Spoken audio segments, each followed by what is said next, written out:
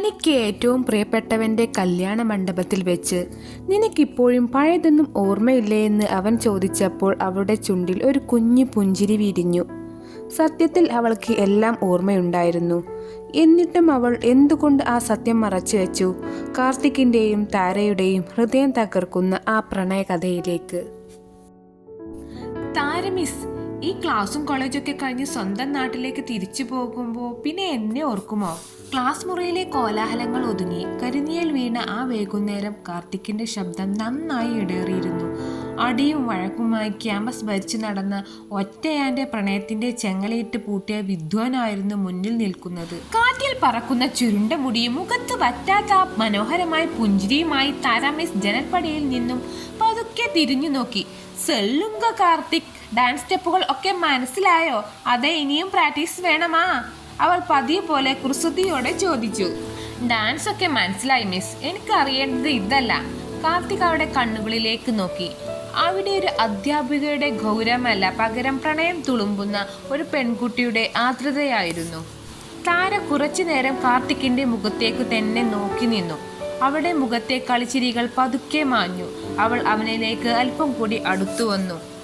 കാർത്തിക്, ചില മനുഷ്യരെ നമുക്ക് അത്ര പെട്ടെന്ന് മറക്കാൻ കഴിയില്ല.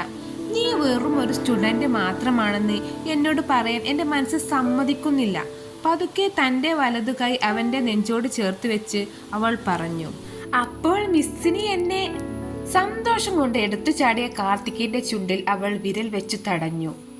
വാർത്തകളാൽ സ്വല്ല വേണ്ട കാർത്തിക്, എല്ലാ കാര്യങ്ങളും അനുഭവിക്കുകയാണ് വേണ്ടത്. എനിക്ക് നാട്ടിലേക്ക് പോകണം. അവധിക്കാലം കഴിഞ്ഞ് ഞാൻ വരും.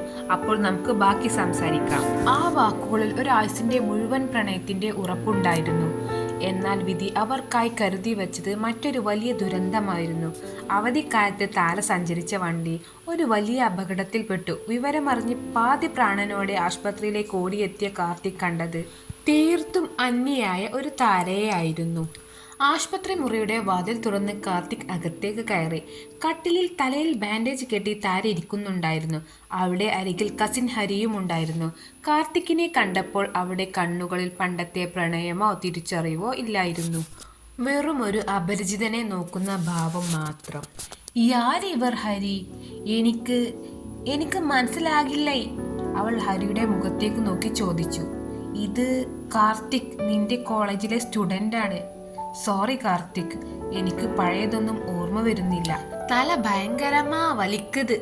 താര നെറ്റിയിൽ കൈവച്ചു. ഇത് കേട്ടതും കാർത്തിക്കിന്റെ നെഞ്ച് തകർന്നു പോയി. തന്നെ ജീവനേക്കാൾ ഏറെ സ്നേഹിച്ച കണ്ണുകളിൽ ഒരു അപരിചിതത്വം മാത്രം. അവൻ കണ്ണീരടക്കാൻ പാടുപെട്ടു. സാരമില്ല മിസ്, ഞാൻ ചുമ്മാ കാണാൻ വന്നതാ. നന്നായി വിശ്രമിക്കൂ, ഞാൻ പോയിക്കൊള്ളാം. അവിടെ നിന്നും ഇറങ്ങിയ കാർത്തിക് പിന്നെ താരയുടെ ജീവിതത്തിലേക്ക് തിരികെ പോയില്ല. അവളുടെ സമാധാനത്തിന് വേണ്ടി അവൻ മാറി നിന്നു. വർഷങ്ങൾ ഒരുപാട് കടന്നുപോയി. പഴയ മുറിവുകളെല്ലാം ഉണങ്ങി കാർത്തിക് സിയ എന്ന പെൺകുട്ടിയുമായി തൻ്റെ വിവാഹ ജീവിതത്തിലേക്ക് കടക്കുകയാണ്. കല്യാണ മണ്ഡപത്തിൽ വെഡ്ഡിംഗ് റിസപ്ഷൻ നടക്കുന്നു. അതിഥികൾക്കിടയിലൂടെ നടന്നു വരുമ്പോൾ കാർത്തിക് പെട്ടെന്ന് തറഞ്ഞു നിന്നു. അതാ അങ്ങകലെ പട്ടുസാരി എടുത്ത് കയ്യിലൊരു സമ്മാന പൊതിയുമായി താര നിൽക്കുന്നു. കൂടെ ഭർത്താവായി മാറിയ ഹരിയുമുണ്ട്. കാർത്തിക് വേഗം അവരുടെ അടുത്തേക്ക് നടന്നു. താര മിസ് വരുമെന്ന് ഞാൻ ഒട്ടും വിചാരിച്ചില്ല. ഉങ്ക കല്യാണം വരാതിരിക്കാൻ പറ്റുമോ കാർത്തിക്? ഇത് എൻ്റെ ചെറിയൊരു ഗിഫ്റ്റ്. അവൾ ഗിഫ്റ്റ് സിയയുടെ കയ്യിലേക്ക് കൊടുത്തു. കാർത്തിക് താരയെ തന്നെ നോക്കി നിന്നു. അവളുടെ കണ്ണുകളിൽ പഴയ അതേ തിളക്കം. അവൻ പതുക്കെ ചോദിച്ചു, മിസ്സിന് ഇപ്പോഴും പഴയതൊന്നും ഓർമ്മയില്ലേ? താര ഒരു നിമിഷം കാർത്തിക്കിന്റെ മുഖത്തേക്കും പിന്നീട് അവന്റെ അരികിൽ സന്തോഷത്തോടെ നിൽക്കുന്ന സിയയുടെ മുഖത്തേക്കും നോക്കി. അവളുടെ ചുണ്ടിൽ പണ്ടത്തെ അതേ മനോഹരമായ പുഞ്ചിരി വിരിഞ്ഞു. ചില കാര്യങ്ങൾ ഓർമ്മയില്ലാതിരിക്കുന്നതാണ് കാർത്തിക് നല്ലത്. ഇപ്പോഴല്ലേ നീ ഒരുപാട് സന്തോഷമായിരിക്കുന്നത്? ഈ സന്തോഷം എപ്പോഴും ഉണ്ടാകണം. നല്ലൊരു ലൈഫ് ആശംസിക്കുന്നു. അവൾ കാർത്തിക്കിന് കൈകൊടുത്തു. കാർത്തിക് സിയോട് സംസാരിക്കാനായി തിരിഞ്ഞ ആ നിമിഷം താര ഹരിയുടെ കൈകളിൽ മുറുകെ പിടിച്ചു. അവളുടെ കണ്ണുകൾ നിറഞ്ഞൊഴുകുന്നുണ്ടായിരുന്നു. താര, നീ അവനോട് സത്യം പറഞ്ഞില്ലല്ലോ. നിനക്കെല്ലാം ഓർമ്മയുണ്ടെന്ന കാര്യം ഹരി പതുക്കെ ചോദിച്ചു. വേണ്ട ഹരി, അവൻ എന്നെ സ്നേഹിച്ചതിനേക്കാൾ കൂടുതൽ ഇപ്പോൾ സിയയെ സ്നേഹിക്കുന്നുണ്ട്. എൻ്റെ ഓർമ്മകൾ വന്ന് അവൻ്റെ ആ പുതിയ ജീവിതം തകർക്കരുത്. കാർത്തിക് സന്തോഷമായി ജീവിക്കട്ടെ. എൻ്റെ ഉള്ളിൽ എന്നും എൻ്റെ ആ പഴയ കാർത്തിക് ഉണ്ടാവും. അത് മാത്രം മതി എനിക്ക്.